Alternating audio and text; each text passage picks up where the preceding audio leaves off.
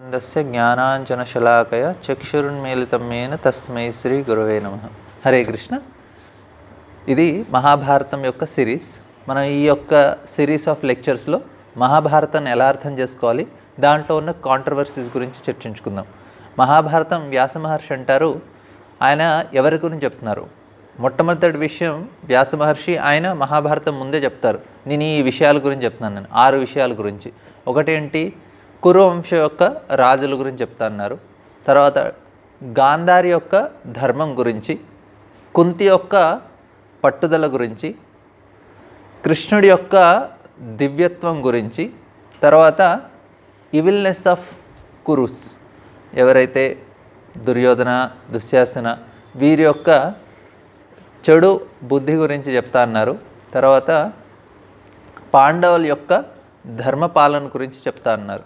So ఈ 6 విషయాలు మహాభారతం యొక్క సబ్జెక్ట్ అని వ్యాస మహర్షి మహాభారతం రాసే మొదట్లోనే చెప్తారు. అయితే ఇక్కడ భారతదేశంలో 3 చాలా ముఖ్యమైన పుస్తకాలు ఉన్నాయి. 3 పుస్తకాలు ఏంటి అంటే రామాయణం, మహాభారతం, భాగవతం. భాగవతంలో పెద్దగా ఏమీ కాంట్రవర్సీస్ లేవు, 1-2 విషయాలు తప్ప. కృష్ణ రాసలీలలు చేశారని. అది కాక మొత్తం భాగవతం తీసుకుంటే చాలా క్లీన్గా ఉంటుంది, అన్ని అవతారాల గురించి, వారు చేసిన లీలల గురించి. రామాయణంలో 1-2 ఇన్సిడెంట్స్, సీత యొక్క అగ్ని పరీక్ష, రాములు వారు ఒక శూద్రుడిని చంపటం, ఇట్లాంటి 2 కాంట్రవర్సీస్, ఆయన సీతను వనవాసం పంపించడం, మళ్ళీ ఈ 3 కాంట్రవర్సీస్ తప్ప పెద్దగా దాంట్లో రామాయణంలో ఎక్కువగా కాంట్రవర్సీ లేవు. కానీ మహాభారతంలో మాత్రం చాలా కాంట్రవర్సీస్ ఉన్నాయి. అయితే ఇక్కడ మనం ఏదైనా విషయాన్ని అర్థం చేసుకుంటున్నాము అంటే మన పర్సెప్షన్ మీద చూస్తాం. అంటే నాకు ఒక దృష్టికోణం ఉంటుంది, దాని ప్రకారంగా నేను ఒక వస్తువుని చూస్తాను. ఆ వస్తువు కరెక్టా కాదా అన్నది దేని మీద ఆధారపడి ఉంటుందంటే నేను చూసే విధానం మీద ఆధారపడి ఉంటుంది. మన పర్సెప్షన్ అంటే నేను చూసే విధానం దేని మీద ఆధారపడి ఉంటుందంటే నా యొక్క కండిషన్స్ మీద ఆధారపడి ఉంటుంది. నా కండిషన్స్ దేని మీద ఉంటాయంటే నా యొక్క లైఫ్ స్టైల్ మీద. ఉదాహరణకి మనం దక్షిణ భారతదేశంలో ఉన్నాం, మనం తినే ఆహారం మన కండిషనింగ్. ఈ ఐటెం మంచిదా కాదా, ఉత్తర భారతదేశానికి వెళ్ళి లేకుంటే వేరే యూరోప్ అక్కడికి వెళ్తే వాళ్ళ బ్రేక్ఫాస్ట్ ఐటెం డిఫరెంట్గా ఉంటుంది. మనకి ఎవరైనా పొద్దున్నే నార్త్ ఇండియన్ ఫుడ్ ఐటెం మనకి బ్రేక్ఫాస్ట్గా ఇస్తే మనం అనుకుంటే ఇది పొద్దున్నే ఎవరు తింటారు అని. ఇక్కడ మనకి బ్రేక్ఫాస్ట్ కింద అన్నం పెట్టినా కానీ తినగలుగుతాం మనం. నార్త్లోకి వెళ్తే పొద్దున్నే రైస్ ఎలా తింటారు బ్రేక్ఫాస్ట్ కింద అని. అది రైటా కాదా అన్నది ఎలా ఆధారపడి ఉంటుంది, మన యొక్క లైఫ్ స్టైల్ మీద. ఆ లైఫ్ స్టైల్ మీద మనకు ఒక కండిషన్ వస్తుంది. పొద్దున్నే లెగిస్తే మనం ఇలా చేయాలి, పొద్దున్నే లెగిస్తే ఇది తినాలి, పొద్దున్నే లెగిస్తే ఈ విధంగా ప్రవర్తించాలి. సో మన యొక్క లైఫ్ స్టైల్ ఏంటి, సౌత్ ఇండియన్లో ఉన్నవారికి ఒక లైఫ్ స్టైల్ ఉంటుంది, నార్త్లో ఉన్నవారికి ఒకటి, అమెరికాలో ఉన్నవారికి ఒక లైఫ్ స్టైల్. ఆ లైఫ్ స్టైల్ ప్రకారంగా మనకు ఒక కండిషనింగ్ ఉంటుంది. పొద్దున్నే లెగిస్తే, లేకుంటే మన డ్రెస్ స్టైల్ అయినా, మన ఆచారాలైనా, మనం ఏవైనా కానీ. సో దాని మీద మనం ప్రపంచాన్ని కూడా చూస్తాం. ఏది చూసినా కానీ ఆ విధంగా చూస్తాం. అంటే మనకు ఒక పర్సెప్షన్ అని ఉంటుంది, మనకు ఒక దృష్టికోణం ఉంటుంది. మంచి వాళ్ళంటే ఈ విధంగా ఉండాలి, చెడు వాళ్ళంటే ఇలాగా, మంచి వాళ్ళంటే ఇది, మ్యారేజ్ అంటే ఇలాగ ఉండాలి, కుటుంబం అంటే ఇలా ఉండాలి. మనకు ఒక పర్సెప్షన్ ఉంటుంది, మనకు ఒక దృష్టికోణం ఉంటుంది. సో దాని ప్రకారంగా మనం వెళ్తాం. ఆ యొక్క సరౌండింగ్స్ మన లైఫ్ స్టైల్ మీద. సో మన సరౌండింగ్స్ ఆధారపడి ఉంటుంది. ఆ సరౌండింగ్స్ ఏంటంటే మన లైఫ్ స్టైల్. అయితే మనం ఇప్పుడు ఏంటంటే ఓకే, ఈ పుస్తకం మన భారతదేశానికి కాబట్టి ఇది రైట్, మనం ఉంటాం మహాభారతం రైట్, రామాయణం రైట్ అంటాం. కొంతమంది వాళ్ళ పుస్తకాలు వాళ్ళ దేశంలోనే రైట్, ఎవరి దేశంలో ఉన్న వాళ్ళవి వాళ్ళ రైట్ అంటారు. అయితే రైట్ అనేది దేని మీద ఆధారపడి ఉండాలి? అందరికీ ఒక స్టాండర్డ్ అంటూ ఉండాలి కదా.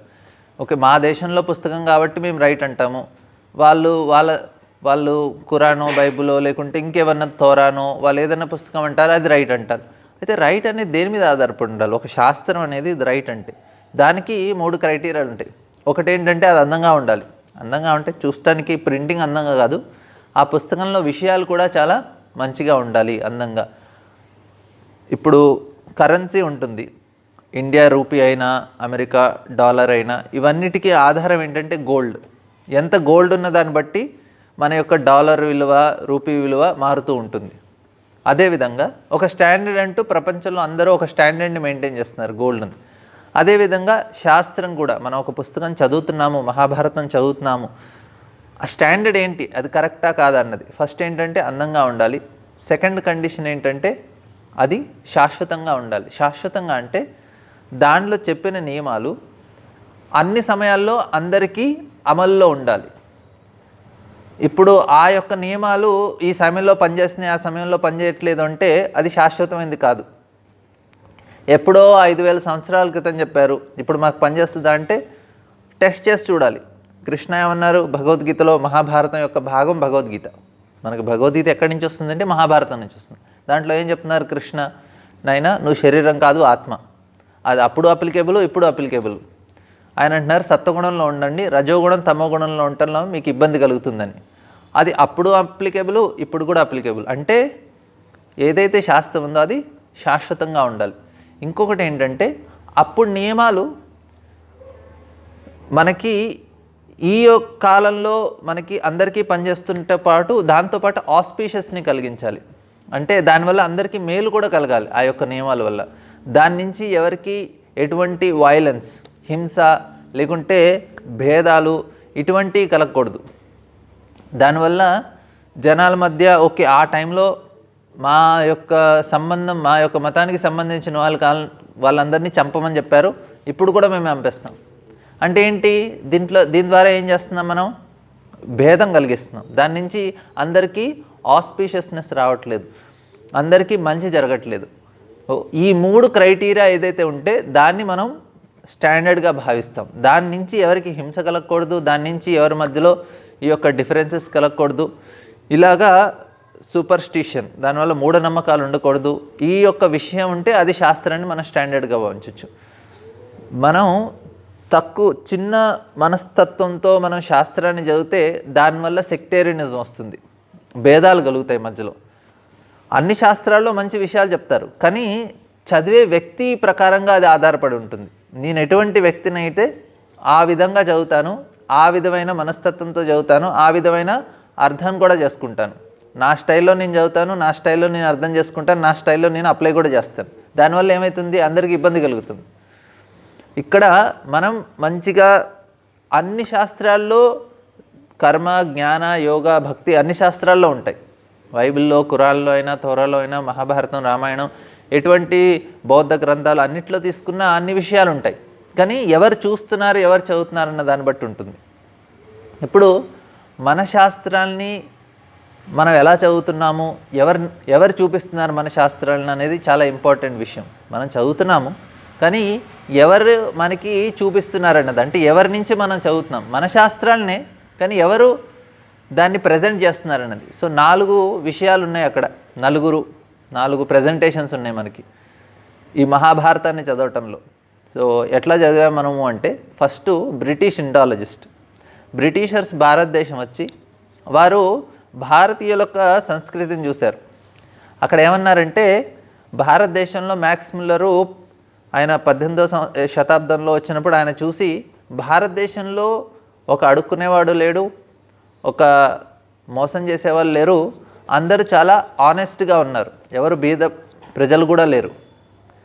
అయితే ఆయన చూశారు వాళ్ళందరూ ఈ విధంగా ఆనెస్ట్గా, వారి యొక్క జీవితం ఇంత మంచిగా ఎలా ఉంది అంటే అందరి యొక్క ఆధారం ఈ శాస్త్రాలు, మహాభారతం, రామాయణం, భాగవతం, వీటి మీద ఆధారపడి వాళ్ళ జీవితం ఉండటం కారణంగా వాళ్ళందరూ ఆ విధంగా మంచిగా జీవిస్తున్నారు. అయితే వాళ్ళు బ్రిటిష్ ఇండాలజిస్ట్కి మిషనరీస్ చాలా ఫండింగ్ చేశాయి. ఏమని, మీరు ఆ శాస్త్రాల మించి జనాల యొక్క విశ్వాసం తీసేసేయండి అని. అయితే వారి యొక్క ఉద్దేశం ఏంటి, వాళ్ళు వచ్చి మంచిగా సంస్కృతం చదివి అదే మహాభారతం, రామాయణం, వీటన్ని పుస్తకాలని ఇంగ్లీష్లో రాశారు. ఉద్దేశం ఏంటి, వాటి నుంచి మంచి నేర్చుకోవాలని కాదు, వాటిలో తప్పులు చూపించి చూడండి మీ శాస్త్రాల్లో ఇన్ని తప్పులు ఉన్నాయి, మీరు గుడ్డిగా ఎందుకు ఈ శాస్త్రాలను నమ్ముతున్నారు అని. భారతదేశంలో వాళ్ళందరూ ఓ అవును కదా మా శాస్త్రాల్లో ఇన్ని తప్పులు ఉన్నాయి అని వారికి శాస్త్రం మీద విశ్వాసం పోయి, అప్పుడు మన కల్చర్ అంతా ఏదైతే ఆధారం ఉంటుందో, దేని మీద అయితే మన సంస్కృతి ఆధారపడి ఉంటుందో ఆ యొక్క ఆధారాన్ని వాళ్ళు తీయటానికి ప్రయత్నించారు. చాలా వరకు సక్సెస్ అయిపోయారు వాళ్ళు. అందుకే మనం చూస్తున్నాం ఇప్పుడు సమాజంలో పెద్దగా ఎవరికి మహాభారతం, రామాయణం వీటి మీద విశ్వాసం లేదు. ఆ నియమాలు కూడా పాటించాలని ఎవరు ప్రయత్నించరు కూడా. సో దీనికి కారణం ఏంటంటే వారు అదే విషయాన్ని మనం ఇండాలజిస్ట్ వాళ్ళు వచ్చి మంచిగా సంస్కృతం చదువుకొని వారు సరిగ్గా అర్థం చేసుకుంటే వారికి కూడా బెనిఫిట్ ఉండేది. వాళ్ళకి బెనిఫిట్ కాలేదు, మనకి కూడా బెనిఫిట్ కాలేదు. వారి యొక్క మెయిన్ ఉద్దేశం ఏంటంటే భారతదేశంలో ఏదున్నా కానీ అది తక్కువే, వాళ్ళు మనకన్నా సుపీరియర్గా ఉండకూడదనే ఒక ఉద్దేశం ఉంది వాళ్ళకి. భారతదేశం వాళ్ళు భారతదేశం వచ్చినప్పుడు బ్రిటిషర్స్ భారతదేశాన్ని స్వతంత్రత వచ్చినప్పుడు ఎంతమంది బ్రిటిషర్స్ భారతదేశాన్ని పాలించారు అంటే 5,000 మంది బ్రిటిషర్స్ మొత్తం దేశాన్ని కంట్రోల్ చేశారు జస్ట్ ఇండిపెండెన్స్ రాకముందు. అంటే బ్రిటిషర్స్ మన భారతదేశాన్ని ఆక్రమించుకున్నప్పుడు వారికి ఒక కాన్సెప్ట్ మాత్రం క్లియర్గా ఉంది, ఈ యొక్క పెద్ద దేశాన్ని మనం పాలించాలి అంటే అది చాలా కష్టం. ఎందుకంటే వారి సంఖ్య పెద్దగా ఉంది, మనం చాలా తక్కువగా ఉన్నాం. ఇంకొకటి ఏంటి, ఎలా వాళ్ళు మనని భారతదేశాన్ని పాలించవచ్చు అంటే ఎప్పుడైతే భారతదేశీయులు ఒప్పుకుంటారో మీరు మమ్మల్ని పాలించండి అని, అప్పుడు మనం వాళ్ళని పాలించవచ్చు. అయితే భారతదేశం వాళ్ళు ఎందుకు ఒప్పుకుంటారు మనం గొప్పగా అని? ఎందుకంటే వాళ్ళని మ్లేచ్చులు ఎవ్వరులుగా వాళ్ళు ట్రీట్ చేస్తారు. మనం మ్లేచ్చులు ఎవ్వలం. మనల్ని ఎందుకు గొప్పగా భావిస్తారు? ఎప్పుడు భావిస్తారు అంటే ఎప్పుడు మనమైతే గొప్పగా ఈ శాస్త్రాలు మీరు పాటించేవి మంచివి కాదు, అది కరెక్ట్ కాదు, అవి చాలా తప్పులతో కూడున్నాయి, మీరు మూఢనమ్మకంతో వీటిని పాటిస్తున్నారు, మా దగ్గర ఉన్న జ్ఞానం మీకన్నా చాలా మేలనేది ఎప్పుడైతే మనం స్థాపిస్తామో అప్పుడు భారతదేశాలు ఒప్పుకుంటారు. సో ఈ విధమైన ఉద్దేశంతో ఇండాలజిస్ట్ అందరూ ఈ శాస్త్రాన్ని మంచిగా అధ్యయనం చేసి దాంట్లో ఉన్న తప్పులు తీసి చూపించారు, చూడండి ఇలా ఉంది, ఇలా ఉంది, ఇలా ఉందని. అలా భారతదేశంలో ఉన్న అప్పుడున్న పెద్ద పెద్ద పండితులందరూ చూసి తప్పులున్నాయి అని మీరే గొప్ప అని బ్రిటిషర్సు చాలా గొప్పగా భావించి భారతదేశాలందరూ వాళ్ళ కింద పనిచేయడానికి సిద్ధంగా ఉన్నారు అప్పుడు. సో ఈ విధంగా బ్రిటిషర్సు భారతదేశాన్ని చాలా సంవత్సరాలు వాళ్ళు పాలించగలిగారు. అయితే వాళ్ళ ఉద్దేశం అయితే ఇప్పుడు మనం చదివే మహాభారతం మ్యాక్స్ మిల్లర్ని చాలా అథారిటీగా భావిస్తారు వేదాలను చదవటానికి. ఆయన బ్రిటిషరు, ఆయన వచ్చి సంస్కృతం నేర్చుకొని ఆయన రాసిన పుస్తకాలను అథారిటీగా భావిస్తారు. మన దేశంలో ఉన్న మన పుస్తకాలను వాళ్ళు అథారిటీగా భావించరు. అది చాలా దురదృష్టకరం. నెక్స్ట్ వచ్చి ఏంటంటే మనం ఈ యొక్క శాస్త్రాల్ని అధ్యయనం చేసినప్పుడు రెండోది ఎక్కడి నుంచి చదువుతాము అంటే మనం ఇండియన్ రిలీజనిస్ట్ని. భారతదేశంలో చాలామంది ఈ యొక్క కులాలు మతాల గురించి వారికి చాలా ఇబ్బందులు కలిగాయి. వారు వేరే ధర్మాన్ని స్టార్ట్ చేశారు. బుద్ధిజం, జైనిజం అనేవి భారతదేశం నుంచే స్టార్ట్ అయినాయి. క్షత్రియులు ఎప్పుడైతే అహింసని పాటించడానికి ప్రయత్నించారో అది బుద్ధిజంగా మారింది. వైశ్యులు అహింసని పాటించడానికి వెళ్ళారో అది జైనిజం. వాళ్ళు కూడా కొన్ని పుస్తకాలు రాశారు. వారు కూడా కొన్ని విషయాలు ఏదైతే వైద గ్రంథాల్లో ఉన్నాయో మహాభారతం, దాంట్లో కొన్ని విషయాలు ఈ విధంగా తప్పుగా ఉన్నాయని వారు కూడా చాలా మంచిగా చూపించారు. సో దానివల్ల ఏంటంటే మనం వారు చెప్పిన విధంగా చదవటం వల్ల అది కూడా కొన్ని విషయాలు తప్పుగా ఉన్నాయి. భారతదేశంలో ఫ్రీడమ్ ఫైటర్స్ ఉన్నారు, వారికి కూడా అర్థమైంది, అరే భారతదేశంలో ఇంతమంది దేవుళ్ళు, ఇంతమంది శాస్త్రాలు ఉన్నాయి, వీటన్నిటినీ కంబైండ్ చేయాలంటే చాలా కష్టం. అందుకే వారు కూడా కొన్ని సిద్ధాంతాలను తయారు చేశారు. దాని ద్వారా కూడా మనం చదువుతాం. వారి ఉద్దేశం ఏంటి? ఉన్నది ఉన్నట్టుగా ప్రజెంట్ చేయటం కాదు, కామన్గా ఉన్నవి తీసుకొని ప్రజెంట్ చేశారు. ఆ విధంగా కూడా మనకి ఏదైతే మనం మహాభారతం చదువుతామో కరెక్ట్ ప్రజెంటేషన్ కాదు. థర్డ్ ఏంటంటే ఇండియన్ పోయిట్స్. ఈ పోయిట్స్ ఏంటంటే వారు భారతదేశంలో నవల్ అనే సిస్టమ్ లేదు 18వ శతాబ్దం వరకు. ఎందుకంటే ఎవరికన్నా ఏదన్నా మంచిగా కథలు చదువుకోవాలి అంటే మహాభారతం చదివేవారు. వారికి కవిత్వం కావాలి అంటే రామాయణం చదువుకునేవారు. వారికి ఇంటలెక్చువల్ ఫిలాసఫీ కావాలి అనుకుంటే ఉపనిషత్తులు చదువుకునేవారు. అందరి యొక్క కోరికలు వ్యాస మహర్షి రాసిన పురాణాలు, ఇతిహాసాలు, ఉపనిషత్తులతోటే అయిపోయింది. వారికి సపరేట్గా రాయని అవసరం లేదు. ఈవెన్ ఎవరైనా పుస్తకం రాసినా కానీ ఆ పురాణాల్లో ఉన్న కథ మీదే వారు ఏదన్నా పుస్తకం రాసేవారు. మేఘదూతం అటువంటి నవల్స్ ఏమైనా రాసినా పురాణాల్లో ఉన్న జరిగిన ఇన్సిడెంట్ మీదే. కానీ పాశ్చాత్య దేశంలో ఏంటంటే వారికి పెద్దగా ఏం పుస్తకాలు లేవు చదువుకుంటానికి. వారికి ఉన్న పుస్తకాల్లో భగవంతుడు వచ్చి లీలలు చేసి భక్తుల్ని కాపాడే అటువంటి కథలు ఏమీ లేవు. వాళ్ళకున్న పుస్తకాలు ఏంటంటే రూల్స్, ఈ విధంగా పాటించాలి, ఈ విధంగా పాటించాలి, ఈ విధంగా పాటించాలి, అన్ని రూల్సే ఉన్నాయి వాళ్ళకి కథలు ప్రజెంట్ చేసే పుస్తకం లేదు. ఉన్నట్టుగా ఇన్సిడెంట్ పురాణాలుగా. అయితే వాళ్ళకు ఆ యొక్క కోరికను తీర్చుకుంటానికి వారు నవల్స్ అనేవి రాసేవారు. వారు ఆ నవల్ సిస్టమ్ని భారతదేశానికి తీసుకొచ్చారు. భారతదేశంలో కూడా మొట్టమొదటి నవలు దక్షిణ భారతదేశంలో 18వ శతాబ్దంలో రాయబడింది. దాని తర్వాత చాలామంది నవల్స్ రాశారు. అయితే నవల్ రాసినప్పుడు వారికి ఏంటి, ఊహ నుంచి రాయాలి. వారు ఏం చేసేవారు, సరే శాస్త్రాలని రాద్దాం అనుకున్నారు, శాస్త్రంలోని కథని. అయితే ఉన్నట్టుగా రాస్తే వారి విలువ ఉండదు. ఇప్పుడు నేను ఏదన్నా మహాభారతంలో ఏదైనా కథ తీసుకొని నేను రాశాను అనుకోండి, ఉన్నట్టుగా రాస్తే ఆ ఖ్యాతి నాకు రాదు. ఎవరికి వస్తుంది? వ్యాస మహర్షికి వస్తుంది, ఎందుకంటే ఆయన రాశారు కాబట్టి, ఒరిజినల్ కథ ఆయనది కాబట్టి. కానీ నేను రాయాలి అనుకుంటే దాని నుంచి కథ తీసుకొని నా స్టైల్లో రాయొచ్చు. సో అలాగా చాలామంది మహాభారతాన్ని, రామాయణాన్ని వారు ఒరిజినల్ కథను తీసుకొని వారికి ఏదైతే ఊహ ఉందో ఆ విధంగా వాళ్ళు రాయటం మొదలుపెట్టారు. న్యూట్రల్గా రాయలేదు వాళ్ళు. సో ఈ విధంగా ఏంటంటే మనకి మహాభారతం, రామాయణం ఈ యొక్క వ్యక్తులు రాసింది వాళ్ళ యొక్క ఊహతోటి, ఇమాజినేషన్ తోటి, దాంట్లో ఎంత కాంట్రవర్సీ ఏదో ఒకటి విషయం చూపించారు. డైరెక్ట్గా వాళ్ళు ఉన్నట్టుగా చూపిస్తే వాళ్ళ గొప్పతనం ఉండదు. చూడండి దీంట్లో ఈ విషయం ఉంది, ఈ విషయం ఉంది, ఎవరికి తెలియదు, నేనే దాన్ని కనుక్కున్నాను. ఇంకోటి ఏంటంటే లేని కథలు కూడా యాడ్ చేసేసారు దాంట్లో, అది ఇంకో ప్రాబ్లం. సో ఈ విధంగా చాలా ఇప్పుడు దాంట్లో రాశారు. ద్రౌపది మహాభారతంలో చాలామంది గుజరాత్ మహాభారతం రాశారు. ఆయన ఏ విధంగా రాశారు, ద్రౌపది యొక్క వస్త్రాభరణం అప్పుడు కర్ణ కళ్ళు మూసుకున్నారు అని. ఎందుకు రాశారు ఆయన అలాగా? ఎందుకంటే ఆయనకి కర్ణ అంటే ఇష్టం. కానీ ఒరిజినల్ మహాభారతంలో ఏముంది, కర్ణనే ద్రౌపదిని పిలిపించి ఆమెని అవమానించమని చెప్పింది కర్ణ అని మహాభారతంలో ఉంది, వ్యాస మహర్షి రాసింది. మరి గుజరాత్ మహాభారతంలో ఎందుకు అలా ఉంది, ఆయన రాసినప్పుడు ఎందుకు అలా రాశారు అంటే ఆయనకి కర్ణ అంటే ఇష్టం కాబట్టి. ఇంకో ఆయన తమిళనాడులో ఆయన మహాభారతం రాశారు. ఆయన ఏమన్నారు, కర్ణని పొద్దున్నే గుర్తు తెచ్చుకోమని రాస్తున్నారు. గుర్తు తెచ్చుకోవాలి, ఆయన ఇష్టం.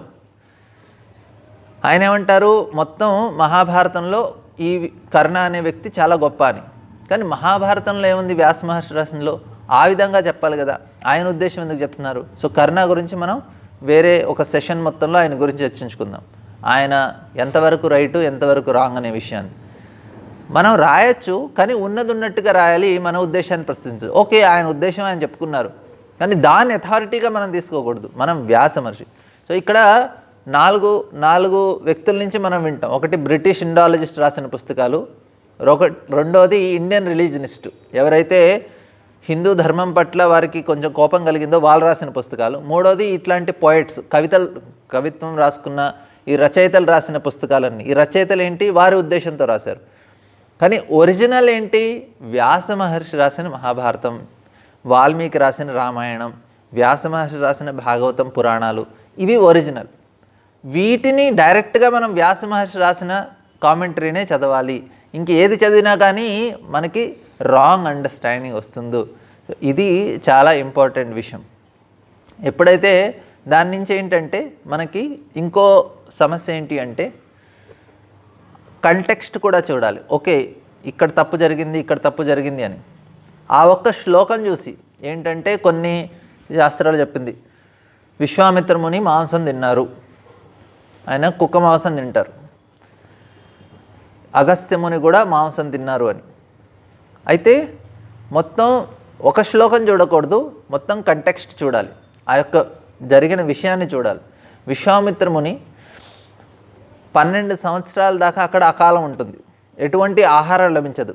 ఇంకా విశ్వామిత్రముని ఒక చండాలు ఇంటికి వెళ్ళి ఆ కుక్కను నాకు ఇవ్వు, నేను తినేస్తాను. అయితే ఆ చండాలు అంటారు, మీరు విశ్వామిత్రముని, మీరు ఎలా ఇటువంటి పనులు చేస్తారు అని. విశ్వామిత్రముని అంటారు, నేను విశ్వామిత్ర, విశ్వానికి మంచి చేసేవాడిని, నేను బతికి ఉంటే నలుగురికి మంచి చేస్తాను భవిష్యత్తులో, అందుకే నేను తింటాను. నేను తిన్నదాన్ని నేను ఎలా డైజెస్ట్ చేసుకోవాలో తెలుసు. మనం తింటున్నామంటే ఆహారం, జస్ట్ ఆహారంతో పాటు దానికి సంబంధించిన పాపకర్మం కూడా ఉంటుంది. అది కూడా జీర్ణించుకునే శక్తి కలిగి ఉండాలి. విశ్వామిత్రుడు ఉన్నాను, దాన్ని జీర్ణించుకునే శక్తి, దానికి చేసే తపస్సు నేను చేయగలుగుతాను. అందుకు నేను జీవించటం వల్ల నలుగురికి ఉపయోగపడుతుంది, అందుకే నేను తింటాను అని. ఇప్పుడు ఆ ఒక్క శ్లోకం తీసుకుంటే విశ్వామిత్రుని తిన్నారు అని, కానీ ఏ ఉద్దేశంతో తిన్నారు, ఎందుకు తిన్నారు అనే విషయాన్ని కూడా అర్థం చేసుకోవాలి. అప్పుడు మనకి ఆ కంటెక్స్ట్ తెలుస్తుంది. ఆ యొక్క ఇన్సిడెంటే కాదు, ఆయన ఎందుకు చేశారని. అగస్త్యముని కూడా వాతాపి ఇల్వల అని ఇద్దరు రాక్షసులు ఇల్వల వాతాపిని కట్ చేసి ఆయన బ్రాహ్మణుని పిలిచి వాళ్ళకి భోజనంగా పెట్టేవారు. వాళ్ళు తిన్న తర్వాత వాతాపి బయటికి రా అనేవారు. ఆ బ్రాహ్మణుల యొక్క కడుపు చీల్చుకొని ఇల్వల బయటకు వచ్చేసేవారు, వాతాపి బయటకు వచ్చేసేవారు. అలా చాలామంది బ్రాహ్మణులను చంపారు. అయితే కొంతమంది రాజులు వెళ్ళి అగస్త్యముని ప్రార్థిస్తారు, ఈ రాక్షసుల్ని చంపల్ని మేమేం చేయలేకపోతున్నాం, చాలామంది బ్రాహ్మణులను చంపేస్తున్నారని. అగస్త్యముని అంటారు సరే అని ఆ నలుగురు రాజులతో పాటు అగస్త్యముని వెళ్తారు. ఆయన పిలవకపోయినా వెళ్ళి మాకు భోజనం పెట్టమంటారు. అనుకుంటారు, ఓ పెద్ద రాజులు వచ్చారు, ఈ బ్రాహ్మణుడు కూడా వచ్చారు అని ఇలువల వాతాపిని వండి మంచిగా పెడతారు. అగస్త్యముని వాళ్ళని తినొద్దంటారు, అన్నీ ఆయనే తినేస్తారు. తర్వాత ఇలువల అంటారు వాతాపి రైట్కి రా అంటే వాతాపి చీర్నో భవ అంటారు అగస్త్యముని. ఆ విధంగా వాతాపిని చంపేస్తారు ఆయన. అయితే ఇక్కడ ఆయన మాంసం తిన్నారని, కానీ ఆ కంటెక్స్ట్ ఎందుకు తిన్నారు, కాపాడటానికి తిన్నారా, ఆయన యొక్క జిహ్వని సాటిస్ఫై చేసుకోవడానికి తిన్నారా, ఈ విషయం కూడా అర్థం చేసుకోవాలి. ఆ యొక్క శ్లోకం తీసుకుంటే మనం ఎన్నో రకాలైన అర్థాలు చేయొచ్చు. మాంసం తినకపోతే మీరు హిందువులు కాదు అని. అరే మాంసం తిన్నారని శాస్త్రంలో ఉంది, కానీ ఆ యొక్క కంటెక్స్ట్ ఏంటి, ఏ సందర్భంలో అది జరిగిందనేది అర్థం చేసుకోవాలి. దుర్యోధన్ని భీమ ఆయన తొడ మీద కొట్టి చంపేస్తారు. బలరాముడు అక్కడికి వస్తారు. బలరాముడికి వచ్చి చాలా కోపం వస్తుంది. ఈ విధంగా అధర్మంగా యుద్ధం చేశాడు భీముడు అని భీముడిని చంపడానికి వెళ్తారు బలరాముడు. కృష్ణ అంటారు, నువ్వు ఆగు, నువ్వు ఒక్క ఈ సందర్భాన్ని చూస్తున్నావు, కానీ మొత్తం జీవితాన్ని కూడా చూడాలి నాయన. ఆయన చేసిన కార్యాలు, దుర్యోధన చేసిన అవమానం, ద్రౌపది పట్ల పాండవులకి ఎంతో అన్యాయం చేశాడు, అదంతా నువ్వు చూడలేకపోతున్నావు అని. అంటే ఒక శ్లోకం చూడకూడదు, మనం సందర్భం చూడాలి. అప్పుడప్పుడు సందర్భం కాదు, మొత్తం జీవితం చూడాలి. తర్వాత ఏంటి, ఒక ఈ విషయంలో ఇక్కడుంది ఈ శాస్త్రంలో అంటే ఒక శాస్త్రం కాదు నాన్న, ఒక పుస్తకం కాదు, చాలా పుస్తకాలు చదివితే అప్పుడు నీకు ఇంకా సరైన అవగాహన ఉంటుంది అని. సో ఈ విధంగా శ్లోకం కాకుండా సందర్భం, సందర్భం కాకుండా మొత్తం జీవితం, జీవితమే కాకుండా ఒక పుస్తకం శాస్త్రం, ఆ శాస్త్రం ఒకటి కాకుండా ఎన్నో శాస్త్రాలు చూస్తే అప్పుడు మనకి ఇది రైటా రాంగా అనే విషయం మీద కరెక్ట్గా అవగాహన ఉంటుంది. నాకు ఎవరినో హైలైట్ చేయాలని, ఇప్పుడు ఇంకొక విషయం ఇంకో పద్ధతిగా ఎలా అందరూ తెలుసుకుంటారంటే చాలామందికి మహాభారతం, రామాయణం టీవీలో ఇచ్చిన సీరియల్ ద్వారానే తెలుస్తుంది, లేకుంటే సినిమాల ద్వారా తెలుస్తుంది. అయితే ఈ సినిమాల్లో ఆ హీరోని హైలైట్ చేయటానికి విలన్ని కూడా హీరోలు చేసేస్తారు. ఇప్పుడు కొంతమంది దక్షిణ భారతదేశంలో చాలామంది పాండవుల మీద, లేకుంటే రావణాసుడి మీద, లేకుంటే కర్ణ మీద సినిమాలు చేశారు.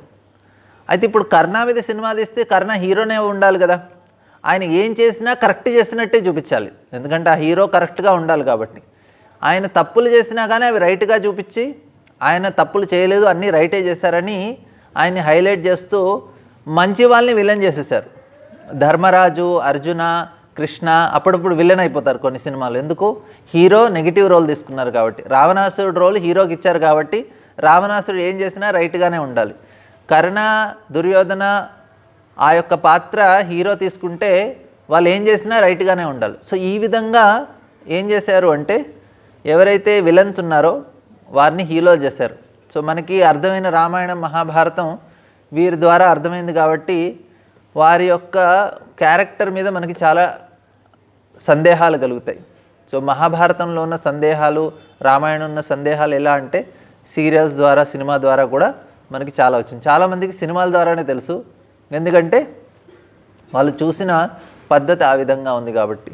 మనం ఈ మహాభారతాన్ని ఏ విధంగా అర్థం చేసుకోవాలి, దాంట్లో వ్యాస మహర్షి ఏం చెప్పారు, సినిమాలు ఏం చెప్తున్నాయి, సీరియల్ ఏం చెప్తున్నాయి, ఇలా ఇండాలజిస్ట్ ఏం చెప్తున్నారు, ఎప్పుడైతే ఈ డిఫరెన్స్ తెలుస్తుందో, నేను ఎవరన్నా ఏకలవ్యని హైలైట్ చేస్తారు, ఎందుకంటే ఏకలవ్య ఆ సినిమాలో హీరో కాబట్టి. ఏకలవ్య హీరో అవ్వాలి అంటే అర్జున విలన్ అవ్వాల్సిందే కదా. కానీ మహాభారతంలో ఏముంది, ఒరిజినల్గా వ్యాస మహర్షి రాసిందే ఉంది. అది అర్థం చేసుకోవాలి. మనం ఏం చేద్దామంటే ఈ సిరీస్లో వ్యాస మహర్షి ఏం చెప్పారు ప్రతి ఒక్క వ్యక్తి గురించి, ఆ యొక్క సంఘటన ఏవైతే దాంట్లో కాంట్రవర్సీ ఉందో, సందేహాలు ఎక్కడెక్కడైతే ఉన్నాయో వాటిని చర్చించడానికి ప్రయత్నిద్దాం.